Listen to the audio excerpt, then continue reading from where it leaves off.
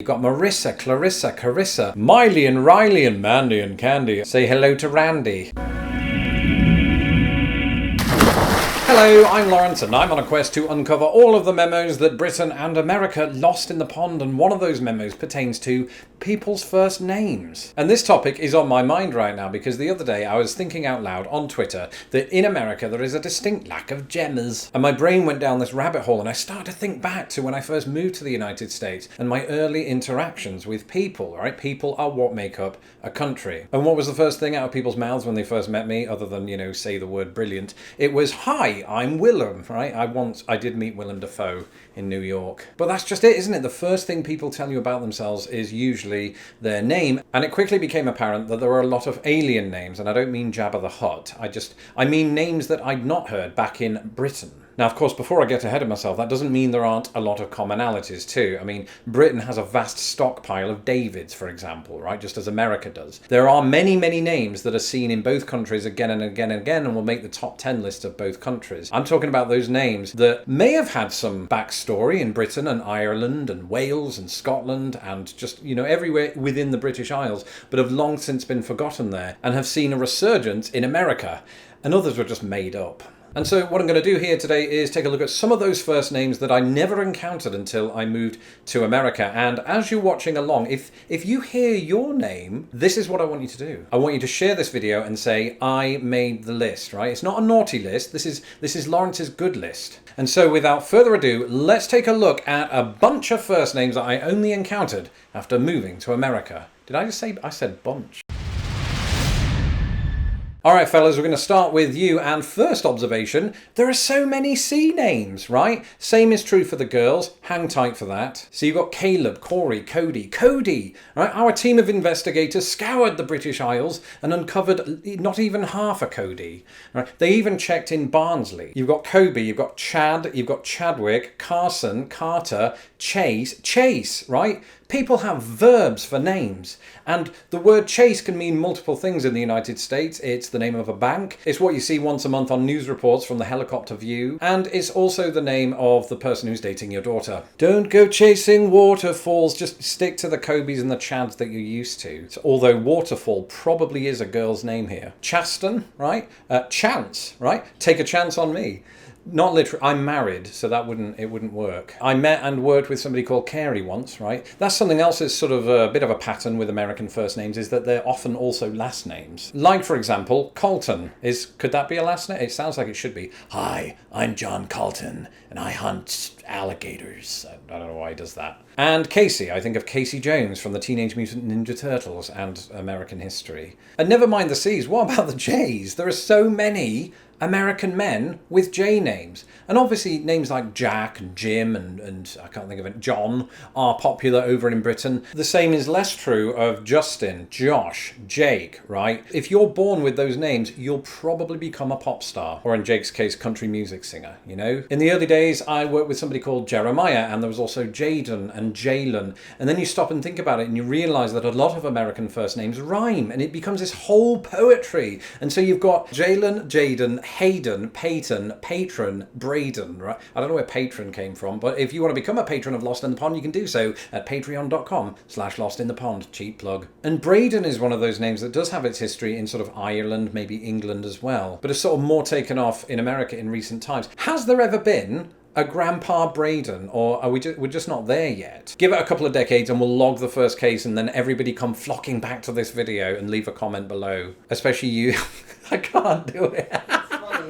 Especially you, Grandpa Braden, 63. And actually, while we're on the subject of B names, America, you've spoiled me rotten with all of this alliteration. So you've got Brandon, Brock, right? Which, could have caught on in Britain among wrestling fathers. There's Brent and Brett. See previous comment about wrestling fathers. Once again, Braden. Bryce, although I did know a Bryce when I lived in the United Kingdom. He was from Minnesota. Brody, like Chief Brody from Jaws, just more broody. Brody. Where would we be without Blakes and their immaculate teeth and perfectly kempt hair? Braylon and Baylor. Imagine if his last name was Bailey. Some of the absolute coolest names ever fall under the letter D. Right, so you've got Dwayne, Deshaun, Demarcus, Dobie. How did that one get in there? It's okay, that's an I have a relative by that name, so that's why I threw that in. And Dewey. Dewey. Do we know any Deweys? Dewey? Dewey? Do we know any Deweys? I don't know. But what was the one you said to me a minute ago, wife? I've forgotten it already. Dewey? Dewey. No, no, we're past that joke Dexter? now. Not Dexter, although that could be... Dirk. Dirk. Yay to all the Dirks in the world. Dirk Benedict from the 8. He's the only one I know. We couldn't get through this video.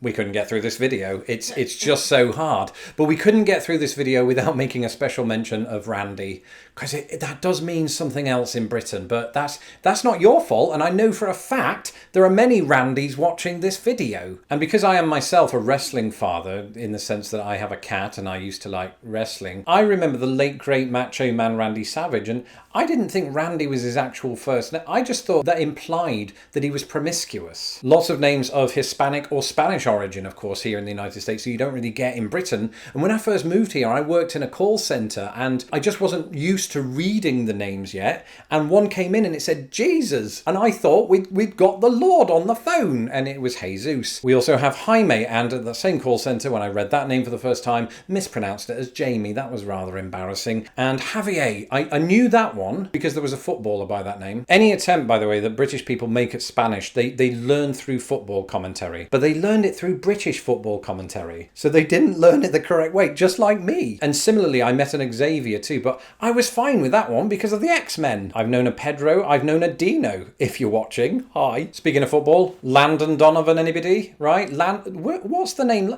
Landon sounds like somebody from London saying the word London. We mentioned X-Men a moment ago. Logan. Another big one. Zachary, right? Taylor. Zachary Taylor, either a president or the members of Hanson. Similar to Taylor, you've got Tyler, and you also have Mason. These aren't in any particular order now. Mason, though, this is an interesting one because I think when I lived in the UK, I'd never sort of encountered that name. But in the last few years, since living in America, I've watched back overseas at Manchester United, and they now have a player on their books, an English player called Mason Greenwood. And finally, what about some of those names from American history that you hear quite a lot of, right? So Wyatt, Hank, Thurman, Franklin, JR, right? Who shot JR? I still don't remember. I do know it was a woman, but it wasn't Sue Ellen. And speaking of women, it's over to you ladies, although I'm still the host. Before I started recording this video, my wife turned to me and said, shouldn't it be ladies first? And I responded with, well, I'm going to save the best until last. And that's how I've survived quarantine. Now, since moving to America, I have met a lot of women, not in the same context as Randy Savage. Population-wise, you're going to meet a lot of people, right? And, it's become apparent to me that just like the guys, women do have some very odd names here. I mean that in the nicest way. But Britain has weird names too. Like what? Penelope. Yeah. Now, remember a moment ago when I said that I worked in a call centre and I mixed up the names Jaime and Jamie?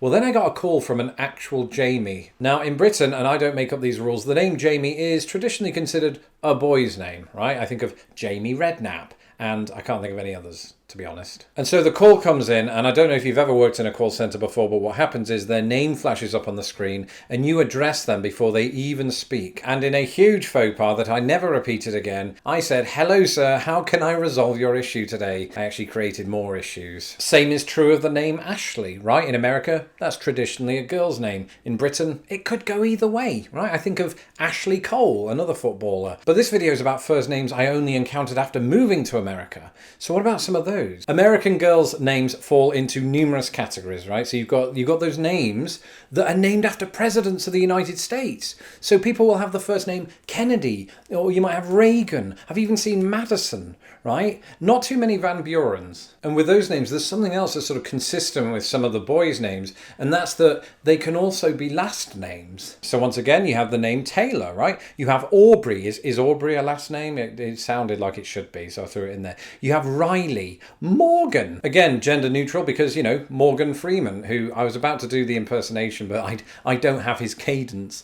Cadence is a girl's name here. In fact, there's a lot of sort of k names, just like with the boys. So you got Cadence, Casey, again, Kaylee, Cherokee. It doesn't really fit this alliteration, but I mean, it begins with a C, so we'll include it. Candy, Cassandra, Kendra, which that doesn't begin with a C, but it does begin with a kicking K. And I have been kicked by a Kendra before. We were acting in a play. It wasn't genuine genuine assault. And Kristen. I was going to include the name Kirsten, but I already knew a Kirsten in England. We never pronounced it. It was Kirsten. People sometimes say Kirsten here, don't they? It's one of those names that has multiple pronunciations, and I always butcher it depending on the person. And then you add those names, right, that are, they could be nouns or adjectives and often mean something really optimistic or positive. So you've got the likes of serenity, charity, chastity. That's not particularly positive. Mercy, precious, heaven, divine. What happened to pretty good? Hi, I'm Pretty Good Jones. I'm a buccaneering, thrill-seeking archaeologist who only works 3 days a week. And if you thought that the boys' names were lyrical, they ain't got nothing on the girls' names, one of which is lyric. There's just so much rhyming and assonance, right? So you've got Shaniqua and LaQuisha, you've got Marissa, Clarissa, Carissa, Miley and Riley and Mandy and Candy. Say hello to Randy. And then it seems as if there's this trend, right, of naming girls after places in America. Alabama, Carolina, Montana, Hannah Montana, Indiana, Tennessee. Sounds like a Billy Joel song. We didn't start the fire. What else? America. America itself. Wife, can we name our daughter New Hampshire? Absolutely. And then you've got that thing where there's kind of a seasonal theme to girls' names here, right? So you've got winter, you have summer and autumn and not fall for obvious reasons. And not many springs either. That would be, I think we need more springs in this world because we're currently in it. Let me know in the comments. Never mind. Also, to follow a trend, some of these names are also last names. So I think of Donna Summer, right? What if she'd have had a kid and called her Winter? Firstly, that would have been terrible parenting. And secondly, I imagine that child would have had a very Jekyll and Hyde personality, you know, hot and cold. Similarly with you ladies named Snow and Sunshine. And speaking of sunshine, that is where this video sunsets. And if your name did not make it onto this list, don't despair. These are just the ones that I could think of off the top of my head. Anyway, if you know somebody whose name did make it into the video, share this video with them and tell them you made the list. You're special. Just keep off the last part, sounds weird. And if you're curious about why there are so few Gemmas in America, then you might want to follow me on Twitter where I have discussions just like that. You can do so at Lost in the Pond US, and don't forget to subscribe to my channel so that my videos don't get lost in the pond. And a big thank you, as always, to all of my patrons. And we're live. If you've not seen it, I'll send you the link right here because my administrator is busy cooking red velvet cake. How dare you? It's unbelievable. Oh, I'm sorry. I guess you don't get any. Thanks, wife, for making the cake. It's really kind.